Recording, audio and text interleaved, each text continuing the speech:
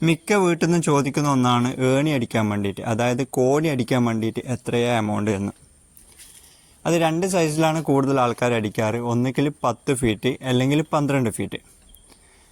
അത് ചില സെൻസേഡിനെ ചാരി വെച്ചാൽ 10 ഫീറ്റ് എത്താത്തത് കൊണ്ടാണ് 12 ഫീറ്റിലടിക്കുന്നത്. 12 ഫീറ്റ് ആണെങ്കിൽ പുറത്തുള്ള എല്ലാ ആവശ്യങ്ങൾക്കും ആ കോണി മതിയാവും. അത് 18 ഗേജിലാണ് ഏണി അടിക്കാറ്.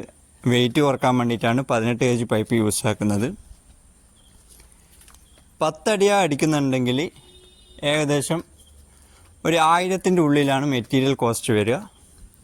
ഇനി 12 അടിയാണ് അടിക്കുന്നുണ്ടെങ്കിൽ ഏകദേശം ഒരു 1500 റുപ്യേൻ്റെ ഉള്ളിലാണ് മെറ്റീരിയൽ വരിക. 12 അടിക്ക് ഏകദേശം ഒരു 5-6 അടി വേസ്റ്റ് വരുന്നുണ്ട്. നമുക്ക് ഒന്നുകിൽ അര ലെങ്ത് അല്ലെങ്കിൽ ഒരു ലെങ്ത് ആയിട്ടേ പൈപ്പ് കിട്ടുള്ളൂ. അതുകൊണ്ടാണ് 1500 റുപ്യ, ഒരു 500 റുപ്യേൻ്റെ ഡിഫറൻറ്റ് വരുന്നത്. പിന്നെ അവിടെ പണിയെടുക്കുന്നുണ്ടെങ്കിൽ, അതായത് ഒരു വീട്ടിൽ നമ്മൾ പണിയെടുക്കുന്നുണ്ടെങ്കിൽ നമ്മൾ അതിന് ഈ ഒരു ഏണി അടിക്കാൻ വേണ്ടിയിട്ട് ചാർജ് കാര്യങ്ങളൊന്നും വാങ്ങാറില്ല. ചില ആളുണ്ട് മെറ്റീരിയൽ ഫുള്ളായിട്ട് എടുത്തതിന് ശേഷം പണി തുടങ്ങിക്കഴിഞ്ഞാൽ ഏണി അടിക്കാൻ വേണ്ടി പറയുന്നത്. അങ്ങനെ വരുമ്പം അവർക്ക് വണ്ടി വാടക നഷ്ടം വരും. അപ്പോൾ ഏകദേശം എമൗണ്ട് വീണ്ടും ഒരു 100-300 റുപ്യ കൂടും.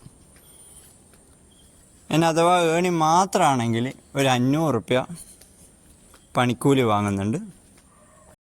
അതുകൊണ്ട് തന്നെ ഏണി അടിക്കാൻ വേണ്ടിയിട്ട് ഏകദേശം 12 അടിൻ്റെതാണെങ്കിൽ ഒരു 2000 റുപ്യ ചിലവ് വരുന്നുണ്ട്. ഇനി 10 അടി ആണെങ്കിലും ഏകദേശം ഒരു 1800 റുപ്യ 2000 റുപ്യ തന്നെ ആൾക്കാർ വാങ്ങുന്നുണ്ട്. പിന്നെ നമ്മൾ പണിയെടുക്കുന്ന വീട്ടിലാണെങ്കിൽ നമ്മളത് ഇതൊക്കെ ഫ്രീ ആയിട്ട് ചെയ്ത് കൊടുക്കുന്നതാണ്. നിങ്ങൾ ഒരു കാര്യം മാത്രം ചെയ്താൽ മതി.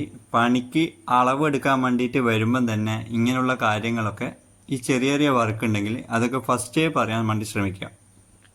എല്ലാന്നുണ്ടെങ്കിൽ ഇതൊക്കെ രണ്ടാമത് മെറ്റീരിയൽ എടുക്കേണ്ടി വരും. അപ്പം വണ്ടി വാടക അങ്ങനെയുള്ള കാര്യങ്ങളൊക്കെ എക്സ്ട്രാ ചിലവ് വരും. പിന്നെ നമ്മൾ ടൂൾസൊക്കെ മടക്കി വെച്ചിട്ടാണ് നിങ്ങൾ ഇങ്ങനത്തുള്ള കാര്യങ്ങളൊക്കെ പറയുന്നുണ്ടെങ്കിൽ എക്സ്ട്രാ നമ്മൾ എന്തായാലും കൂലി വാങ്ങിയിരിക്കും. കാരണം ഇതൊക്കെ മടക്കി വെച്ച് നമ്മൾ പോകാൻ വേണ്ടിയിട്ട് റെഡി ആകുമ്പോഴാണ് കൂടുതൽ ആൾക്കാരും ഇങ്ങനെയുള്ള കാര്യങ്ങളൊക്കെ പറയാറ്. അങ്ങനെ പറയുന്നുണ്ടെങ്കിൽ നമ്മൾ എക്സ്ട്രാ ചാർജ് എന്തായാലും വാങ്ങിയിരിക്കും. അപ്പം നിങ്ങൾ 2000 റുപ്യ തന്നെ കൊടുക്കേണ്ടി വരും.